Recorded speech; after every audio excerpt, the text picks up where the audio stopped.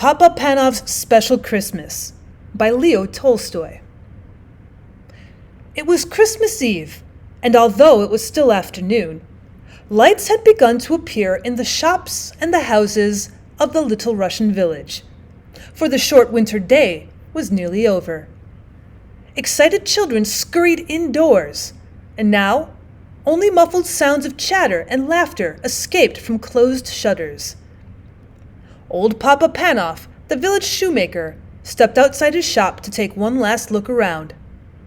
The sounds of happiness, the bright lights and the faint but delicious smells of Christmas cooking reminded him of past Christmas times when his wife had still been alive and his own children little. Now they had gone.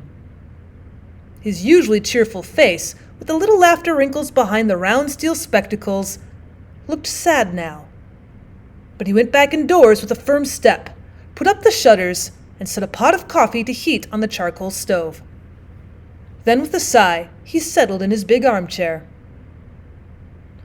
Papa Panov did not often read, but tonight he pulled down the big old family Bible, and slowly tracing the lines with one forefinger, he read again the Christmas story. He read how Mary and Joseph, tired by their journey to Bethlehem, found no room for them at the inn, so that Mary's little baby was born in the cowshed. "Oh dear, exclaimed Papa Panov. "If only they'd come here! I would have given them my bed, and I could have covered the baby with my patchwork quilt to keep him warm." He read on about the wise men who'd come to see the baby Jesus, bringing him splendid gifts. Papa Panov's face fell. "Well, I have no gift I could give him," he thought sadly. But then his face brightened. He put down the Bible, got up, and stretched his long arms to the shelf high up in his little room. He took down a small dusty box and opened it. Inside was a perfect pair of tiny leather shoes. Papa Panov smiled with satisfaction. Yes, they were as good as he remembered, the best shoes he had ever made. Well, I should give him those, he decided, as he gently put them away and sat down again. He was feeling tired now, and the further he read, the sleepier he became. The print began to dance before his eyes, so that he closed them just for a minute. In no time at all, Papa Panov was fast asleep. And as he slept, he dreamed. He dreamed that someone was in his room, and he knew at once, as one does in dreams, who that person was. It was Jesus. "You have been wishing that you could see me, Papa Panov," he said kindly. "Then look for me tomorrow.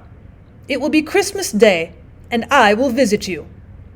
But look carefully, for I shall not tell you who I am." When at last Papa Panov awoke, the bells were ringing out and a thin light was filtering through the shutters.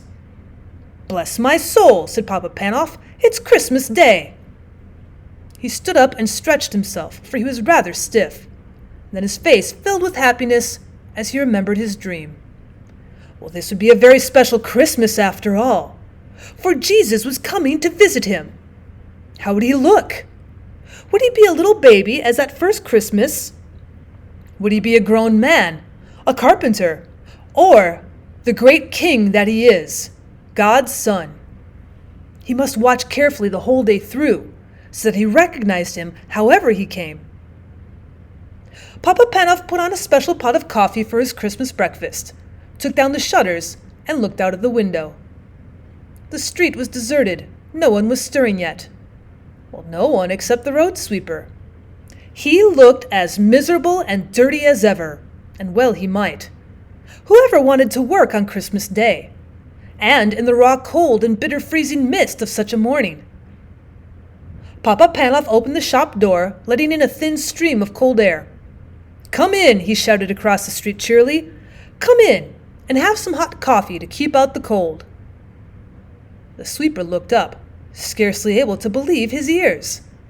He was only too glad to put down his broom and come into the warm room. His old clothes steamed gently in the heat of the stove, and he clasped both red hands round the comforting warm mug as he drank. Papa Panov watched him with satisfaction, But every now and then his eyes strayed to the window. It would never do to miss his special visitor. "Expecting someone?" the sweeper asked at last. So Papa Panov told him about his dream. "Well, I hope he comes," the sweeper said. "You've given me a bit of Christmas cheer I never expected to have. I'd say you deserve to have your dream come true." And he actually smiled. When he had gone, Papa Panov put on cabbage soup for his dinner, and then went to the door again, scanning the street. He saw no one. But he was mistaken. Someone was coming. The girl walked so slowly and quietly, hugging the walls of shops and houses, that it was a while before he noticed her. She looked very tired, and she was carrying something. As she drew nearer, he could see that it was a baby, wrapped in a thin shawl. There was such sadness in her face, and in the pinched little face of the baby, that Papa Panov's heart went out to them. "Won't you come in?" he called, stepping outside to meet them. "You both need a warm seat by the fire and a rest." The young mother let him shepherd her indoors and to the comfort of the armchair.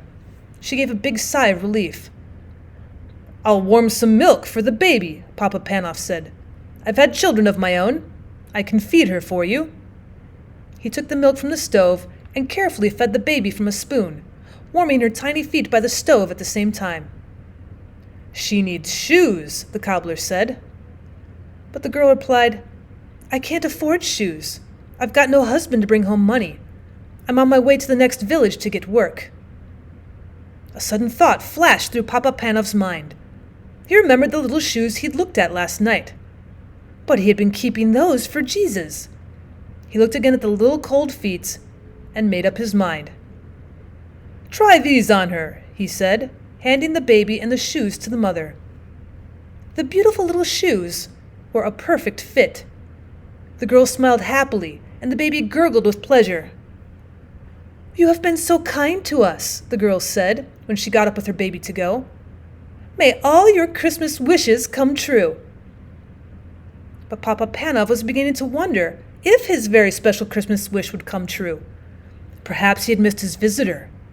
He looked anxiously up and down the street. There were plenty of people about, but they were all faces that he recognized. There were neighbors going to call on their families, and they nodded and smiled and wished him Happy Christmas. Or beggars, and Papa Panov hurried indoors to fetch them hot soup and a generous hunk of bread, hurrying out again in case he missed the important stranger. All too soon the winter dusk fell. When Papa Panov went to the door and strained his eyes, he could no longer make out the passers-by. Most were home and indoors by now anyway. He walked slowly back into his room at last, put up the shutters, and sat down wearily in his armchair. So, it'd been just a dream after all. Jesus had not come. Then all at once he knew he was no longer alone in the room. This was not a dream, for he was wide awake. At first, he seemed to see before his eyes the long stream of people who had come to him that day. He saw again the old road sweeper, the young mother and her baby, and the beggars he had fed. As they passed, each whispered, "Didn't you see me, Papa Panov?" "Who are you?" he called out, bewildered. Then another voice answered him. It was the voice from his dream, the voice of Jesus. "I was hungry, and you fed me," he said. "I was naked, and you clothed me. I was cold, and you warmed me. I came to you today in every one of those you helped and welcomed." Then all was quiet and still, only the sound of the big clock ticking. A great peace and happiness seemed to fill the room, overflowing Papa Panov's heart, until he wanted to burst out singing and laughing and dancing with joy. So, he did come after all, was all that he said.